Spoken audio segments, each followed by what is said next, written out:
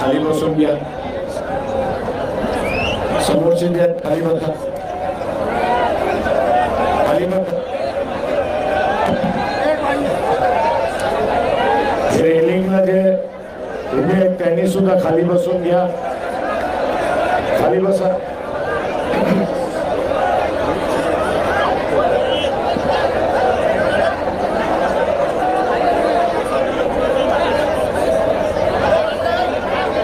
इकडचे सुद्धा आहे ते खाली बसून घ्या, पाठीमागचे बोंबाबोंब करतायत.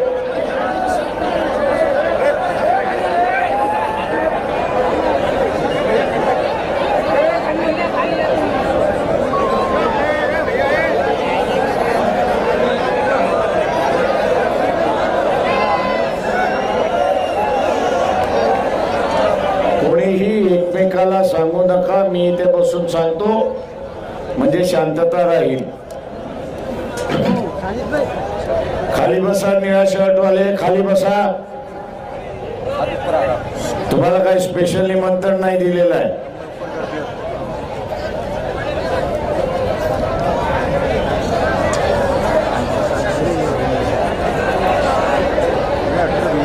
तेरा तारखेला जे निवडणुका होतात आहेत त्याच्यामध्ये मराठवाड्यातले असणारे 3 उमेदवार आहेत. औरंगाबादचे उमेदवार आहेत अफसर खान, जालना जिल्ह्याचे आहेत उमेदवार प्रभाकर बखलेजी आणि बीडचे असणारे उमेदवार आहेत अशोक हिंगे. या तिघांची ही निशाणी गॅस सिलेंडर आहे, हे आपण सगळ्यांनी लक्षात ठेवलं पाहिजे. मित्रो,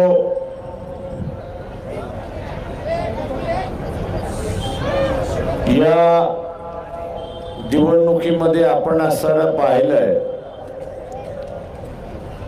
उमेदवार काँग्रेस शिवसेनेचा असेल किंवा भारतीय जनता पक्ष शरद पवार, भारतीय जनता पक्ष अजित पवार आणि एकनाथ शिंदे यांच्या उमेदवार आपण बघितले तर एकाच समाजाचा आहे. औरंगाबाद मधला त्याचा असताना फरक आहे, एवढीच असणारी परिस्थिती आहे. हे नुसते एका समाजाचे नाही तर हे नात्या गोत्याचे आहेत, हे आपण सर्व लक्षात घ्या. हे सगळे मराठा समाजाचे आहेत, पण तेही श्रीमंत मराठा समाजाचे. जरांगे पाटील यांनी उभा केलेला जो मराठा समाजातला वर्ग आहे त्याच्यामधला एकही उमेदवार दिलेला नाही. सत्ता ही मराठा समाजाच्या नावाने, पण प्रत्यक्षात ही असणारी सत्ता घराणेशाहीच्या हातामध्ये, हे आपण लक्षात घ्या. ही घराणेशाहीच्या हातामध्ये आहे आणि म्हणून मराठवाड्याचा विकास झाला नाही. आपण बोंबलतो की मराठवाड्याचा विकास झाला पाहिजे. रेल्वेसाठी इथे लढा द्यावा लागला, मीटर गेज पासून ब्रॉड गेज करायला, पण ब्रॉड गेज झाली, पण ब्रॉड गेज सुद्धा सिंगल लाईन झाली, ती डबल लाईन अजून झाली नाही, अशी असणारी परिस्थिती आहे. डबल लाईन कदाचित झाली असती तर मराठवाड्यामध्ये येण्या जाण्याचा वेळ जो आहे तो अर्धा कमी झाला असता, अशी परिस्थिती आहे. आणि वेळ वाचतो म्हटल्यानंतर उद्योग सुद्धा आले असते, अशी परिस्थिती आहे. मध्यंतरी आपण बघत असाल की औरंगाबाद हे विकसित होते असं वाटलं. वेगवेगळ्या कंपन्या यायला लागल्या, त्याच्यातल्या फक्त असणाऱ्या 4-5 कंपन्या टिकल्या, उरलेल्या कंपन्या भूर झाल्या, अशी परिस्थिती आहे. आणि त्याचं कारण आहे की ज्या काही सोयी सवलती दिल्या पाहिजेत महाराष्ट्र शासनाने दिल्या नाहीत। मराठवाडा आहे, मागासलेला भाग आहे, म्हणून मागासलेला भाग राहिला पाहिजे अशा दृष्टीने महाराष्ट्र शासन बघत आलं, अशी परिस्थिती आहे। माझं आव्हान आहे आपल्या सगळ्यांना की आपल्याला असताना हे बदलायचं असेल तर इथलं सत्ता परिवर्तनातलं बदल झालं पाहिजे, आणि सत्ता परिवर्तनातला बदल झाला तर मराठवाड्याचा विकास झाल्याशिवाय राहणार नाही, हे आपण लक्षात घ्या। ज्या घराणेशाहीला आपण सत्ता देतोय, ज्या घराणेशाहीला आपण असताना सत्ता देतोय, ते शरीराचा एक डावा हात आहे आणि एक उजवा हात आहे। तो शरीरातला डावा हात आहे आणि उजवा हात आहे। सत्ता उजव्या हातात आली काय, डाव्या हातात आली काय, ती शरीराकडेच आली म्हणजे कुटुंबाकडे आली, अशी परिस्थिती आहे। आणि म्हणून आपल्याला या ठिकाणी नाचवण्यात येतं। इलेक्शनच्या वेळेस हे दोघं कोंबड्यांसारखे झुंजतात आणि आपल्याला असं वाटतं की यांची झुंज खरी झुंज आहे, पण यांची झुंज ही नौटंकीची झुंज असते, आपण लक्षात घ्या। देखावा असतो, फसवागिरी असते। इलेक्शनच्या दिवशी मतदान झालं की दुसऱ्या दिवशी दोघं एका हॉटेलमध्ये खाताना आपल्याला दिसतात, आणि मग आपण म्हणतो अरे बाबा आता तर भांडत होते ना, आता कसं जमलं? त्यांचं भांडण कधीच नव्हतं, तुम्हाला फसवायचं होतं म्हणून भांडण होतं। काही प्रमाणात असणार तीच बाब या ठिकाणी होते, हे आपण लक्षात घ्या। मी इथल्या मुस्लिम बांधवांना सांगणार आहे की मुस्लिम मतावरती तुम्ही असणारा सीट जिंकू शकत नाही, अशी परिस्थिती आहे। चंद्रपूरमध्ये काँग्रेस पक्षाची असणारी उमेदवार मिसेस धानोरकर यांनी स्टेटमेंट केलं, जिंकणारी बाई होती असं मी त्या ठिकाणी मानतो। तिने स्टेटमेंट असं केलं की जिल्हा परिषदेची सत्ता, आमदारकीची सत्ता आणि खासदारकीची सत्ता ही कुणबी समाजातच असली पाहिजे। तिने स्टेटमेंट काय केलं की जिल्हा परिषदेची सत्ता, नगरपालिकेची सत्ता, आमदारकीची सत्ता, खासदारकीची सत्ता ही कुणबी समाजातच राहिली पाहिजे। चंद्रपूर मधल्या मतदारांनी सांगितलं आता तुला आम्ही बघतो, आम्ही तुला बघतो। आणि आता चंद्रपूर मधल्या ही सीट तिसऱ्या क्रमांकावरती गेले असे मला लोक त्या ठिकाणी म्हणत होते की फक्त कुणब्यांना मतदान पाहिजे असेल तर कुणब्यांनीच मतदान करावं, आम्ही कुणब्यांच्या विरोधात मतदान करणार, ही भूमिका त्या ठिकाणी झाली। एका समाजावरती इलेक्शन जिंकता येत नाही, तुम्हाला सर्वसमावेशक व्हावं लागेल, आणि सर्वसमावेशक झाल्यानंतरच निवडणुका या ठिकाणी जिंकता येतील, अशी परिस्थिती आहे। आज या औरंगाबाद मध्ये चर्चा आहे की वंचित बहुजन आघाडीने एक मुस्लिम उमेदवार दिला। जे बोलतात आहेत मी त्यांना असताना विचारतो की विधानसभेमध्ये याच MIM ने वंचितच्या पाठीत खंजीर खुपसला की नाही, एवढं फक्त असताना सांगा।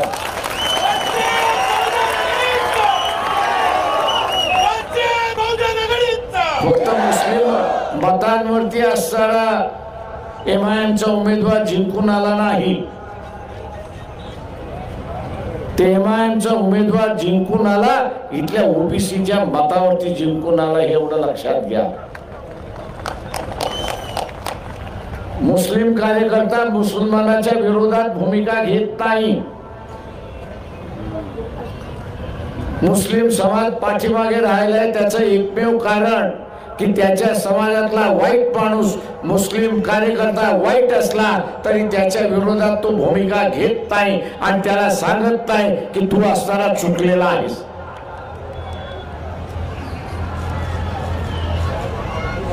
ती मग ओएसी असेल किंवा इतर कोणी असतील, युती केल्यानंतर युतीचा धर्म हा निभावावा लागतो. तो निभावता येत नसेल तर युत्या करू नका.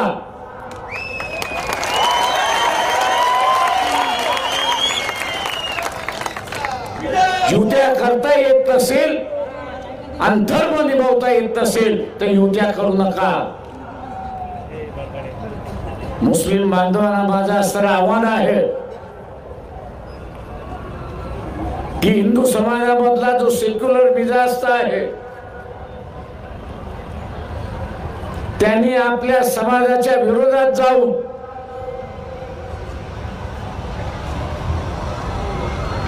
सेक्युलर उमेदवार आणि सेक्युलर राजकारण या देशामध्ये उभारलं पाहिजे. म्हणून त्यांनी असताना एका मुस्लिम माणसाला मतदान दिलं. त्याची कदर तुम्हाला आहे की नाही? आणि मुस्लिम बांधव हे जर कदर करणार नसतील तर येत्या काळामध्ये तुमच्या बरोबर कोण उभं राहणार नाही हे लक्षात घ्या. एका मौलवीला सुद्धा इशारा देतोय की मानवतेच्या नात्याने आम्ही तुमच्या बरोबर उभे राहू, पण तुम्ही सुद्धा मानवतेच्या नात्याने माणुसकी बरोबर आणि सेक्युलर बरोबर उभं राहायला त्या ठिकाणी शिकलं पाहिजे. फक्त माझ्या धर्माचा आहे आणि म्हणून सर्व गुन्हे माफ अशी असणारी भूमिका घेणार असाल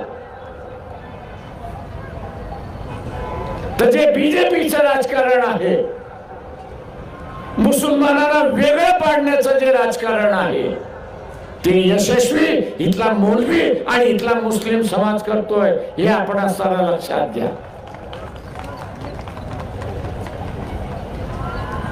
बीजेपीच्या राजकारणाला यशस्वी कोण करणार असेल तर इथला असणारा मौलवी करणार आहे आणि इथला असणारा मुस्लिम बांधव करणार आहे हे आपण लक्षात घ्या.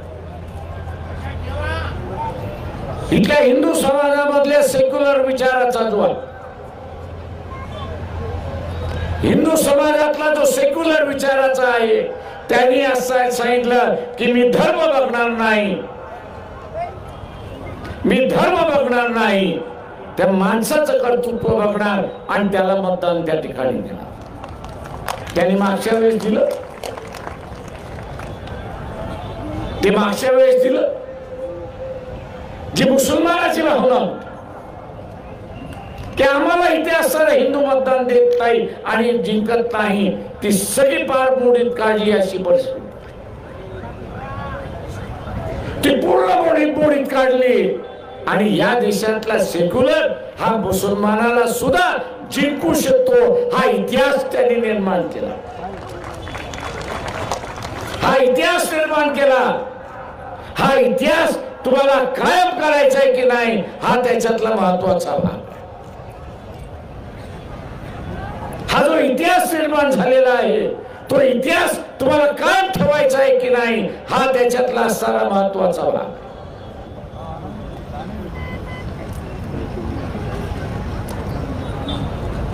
कालच मोदीचं वाक्य होतं की बाळासाहेब ठाकरेंचे असणारे माझ्यावरती उपकार आहेत आणि म्हणून उद्धव ठाकरे अडचणीत आले तर मी त्याच्या पाठीशी उभा आहे आणि पाहिजे ती मदत मी त्या ठिकाणी करणार आहे.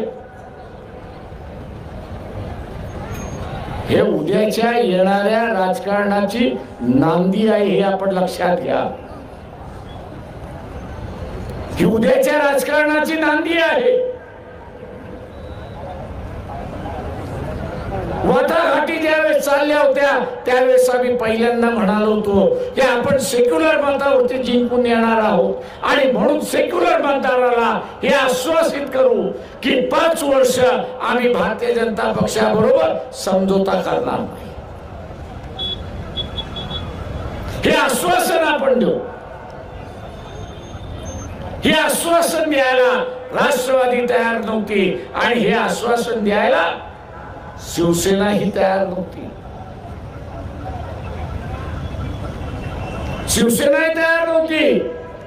मी आता असं काही मुस्लिमांचं बघतोय, नाही आपण सेक्युलर पार्टियों को वोट देना चाहिए. अरे कोण सेक्युलर?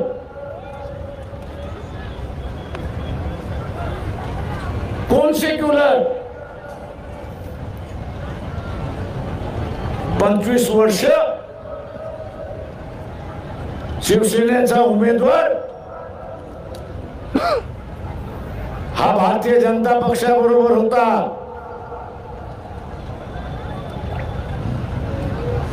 भारतीय जनता पक्षाबरोबर होता.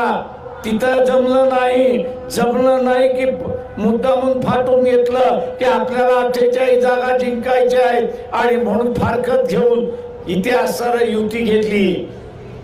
आम्हाला शंका होती, म्हणून आम्ही म्हणालो की बाबा सेक्युलर मतदाराला आश्वासन देऊ की 5 वर्ष आम्ही त्या ठिकाणी जाणार नाही, बीजेपी बरोबर जाणार नाही.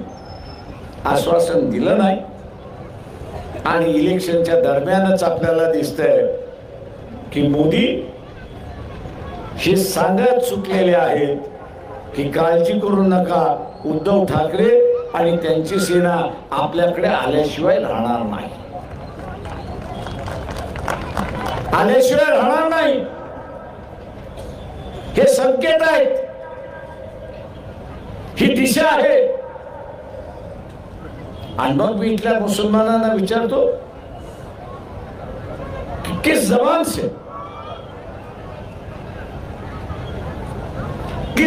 से आप ये कह रहे हो?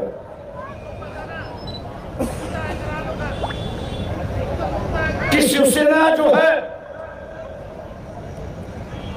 ये सेक्युलर हो गई, सेक्युलर मिजाज का दिमाग हो गया. कांग्रेस ने एक वॉशिंग मशीन का एडवर्टाइजमेंट दिया और कहा है कि मोदी जी वॉशिंग पाउडर डाल के उनको धुलाते हैं और उनका दाग जो है, दामन का दाग जो है वो निकल जाता है. मैं इन मुसलमानों से पूछना चाहता हूं कि कांग्रेस ने ऐसी कौन सी मशीन निकाली है, कांग्रेस ने ऐसी कौन सी मशीन निकाली है कि जिसमें उसको अंदर डालो और धार्मिक आदमी जो है वो सेक्युलर बन जाता है, पूरी विचारधारा उसकी बदल जाती. मुखौटा तो हर वक्त कोई बदलता रहता है, लेकिन मुखौटे के पीछे जो असली तस्वीर है वो ही सामने लेने की चलिए. ये मुखौटा जो है ये दिखावा. अगर मुस्लिम समाज यहां पे चूक गए, अगर मुस्लिम समाज यहां पे चूक गया तो मान लो दोबारा ये मौका आपको मिलेगा नहीं. ये बात मैं नहीं कह रहा हूं, इस देश की जो अर्थ मंत्री है निर्मला सीतारामन, उनके जो पति है परकला प्रभाकरन, उनकी 10 या 12 दिन पहले वीडियो पे मुलाकात है, और उस वीडियो के मुलाकात पर उन्होंने कहा है कि अगर दोबारा मोदी चुन के आते हैं तो संविधान के बचेगा तो नहीं, लेकिन उन्होंने मुसलमानों को आगाह किया है, ईसाइयों को उन्होंने आगाह किया है, और ये कहा है कि अगर बीजेपी और मोदी दोबारा सत्ता पर आते हैं तो मुख्यमंत्री के वक्त में जो गोधरा में हुआ, मुख्यमंत्री के वक्त जब गोधरा में हुआ और प्राइम मिनिस्टर होते हुए जो मणिपुर में हुआ, कत्लेआम जो हुई, वो ही सिलसिला वो कह रहा है कि भारत के गली गली में होगा, भारत के गली गली में होगा। ये कोई छोटा मोटा आदमी नहीं है।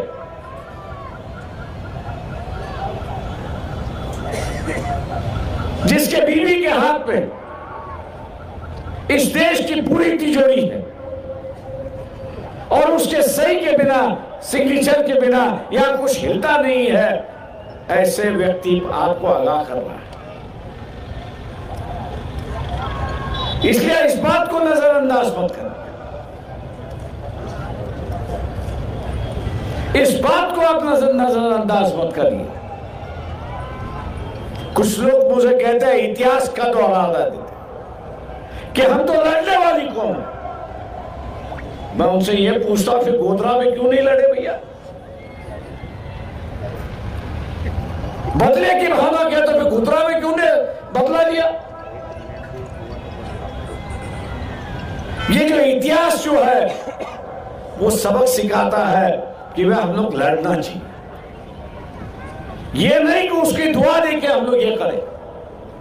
अगर हम लड़ेंगे नहीं तो अपने आप को बचाएंगे नहीं, और लड़ना है तो या इस बार वोट के माध्यम से लड़ना है और यही देखना है कि हम लोग दोबारा इतिहास इस औरंगाबाद में दोबारा।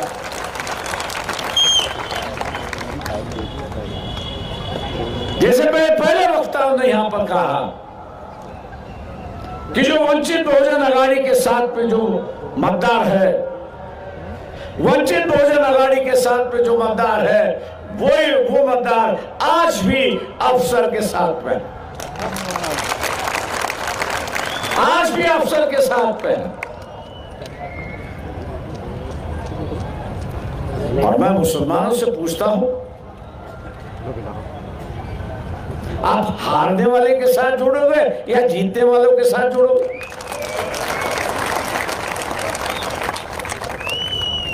गलतियां तो मुसलमान करते आ रहा है। औरंगजेब पे मजहब पर वंचित बहुजन अघाड़ी गए। मोहम्मद पैगंबर का बिल जो है वो वंचित बहुजन अघाड़ी ले आए। हिजाब के खिलाफ यही सम्मेलन होने वाला था और उस लड़की का सत्कार होने वाला था। कौन कह रहा था? तो यहाँ वंचित बहुजन अघाड़ी। और मैं नहीं समझता कि आपके रुझान जो है वो कांग्रेस की तरफ है कि जिसने आपके समाज को एक उम्मीदवारी दी। महाराष्ट्र में एक भी उम्मीदवारी नहीं, राजस्थान में एक उम्मीदवारी नहीं, मध्य प्रदेश में एक उम्मीदवारी नहीं थी। और मुसलमान आज ये कह रहा है कि हम कांग्रेस के साथ जुड़ रहे। जो गलती आप लोग ने पिछली बार की, मुस्लिम समाज ने तो पिछले बार जो गलती की और उसकी वजह से बीजेपी आई है, और उसकी वजह से बीजेपी आई है। इस बार भी अगर मुस्लिम समाज गलती करेगा, इस बार भी अगर मुस्लिम समाज गलती करेगा तो बीजेपी आने का दोष जो है वो मुसलमानों पर यहां पर होगा। मुसलमान क्या चाहता है कि बीजेपी की सरकार ना आए, नरेंद्र मोदी प्राइम मिनिस्टर ना बने। वंचित बहुजन अघाड़ी भी वही एजेंडा लेके चली। फिर आप तो जुड़ने से कतराते क्यों?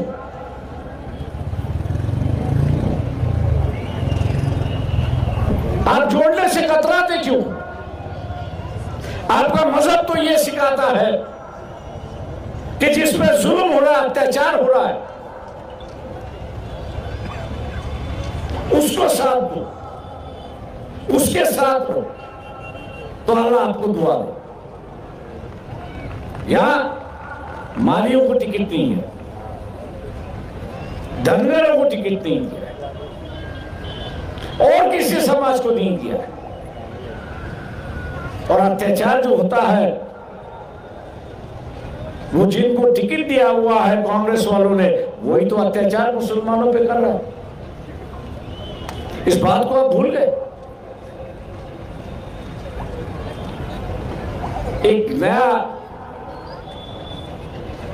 रास्ता, दोस्ती का रास्ता, भाईचारे का रास्ता, विश्वास का रास्ता, सेक्युलर का रास्ता वंचित बहुजन अघाड़ी आपके सामने रखते हैं। वंचित बहुजन अघाड़ी आपके सामने रख रही है। आज बीजेपी और नरेंद्र मोदी ये कह रहे हैं, इनडायरेक्टली कह रहे हैं कि कांग्रेस का जो एजेंडा है वो मुस्लिम लीग का एजेंडा है, और उसके आगे जाके ये कह रहे हैं कि देश का बंटवारा हो। कभी आपने सोनिया गांधी, राहुल गांधी, खड़गे ने इसके खिलाफ का बयान दिया, ये आपने सुना है? जिनकी हिम्मत नहीं है अपनी इज्जत बचाने की, अपनी इज्जत बचाने की हिम्मत नहीं है, वो आप लोगों की क्या हिफाजत करेंगे? आपकी अगर हिफाजत करना है तो आपको ही हिफाजत करना जरूरी है। और इसलिए मैं आप लोगों से ये कहता हूं कि हम लोग की कोशिश है कि मुस्लिम समाज अपने पैरों पर खड़ा हो, और इसलिए इस इलेक्शन में 5 जगह जो है वो मुसलमान कैंडिडेट हम लोग ने उतारे। अफसर खान उसमें से एक है। वक्त हो चुका है, वक्त हो चुका है। इसलिए मैं आपसे गुजारिश करता हूं, विनती करता हूं कि तीनों उम्मीदवारों की जो निशानी है ये गैस सिलेंडर है। गैस सिलेंडर का सामने का बटन दबाकर इनको भारी वोटों से जिताइए। इन्हीं लफ्जों के साथ रजा लेता हूं। खुदा हाफिज। यानंतर वंचित बहुजन आघाडीचे जिल्हा देशात घडणाऱ्या महत्त्वाच्या बातम्यांसाठी भारताचे लोक या यूट्यूब चॅनलला सबस्क्राईब करा। जास्तीत जास्त लोकांपर्यंत या बातम्या शेअर करा। धन्यवाद।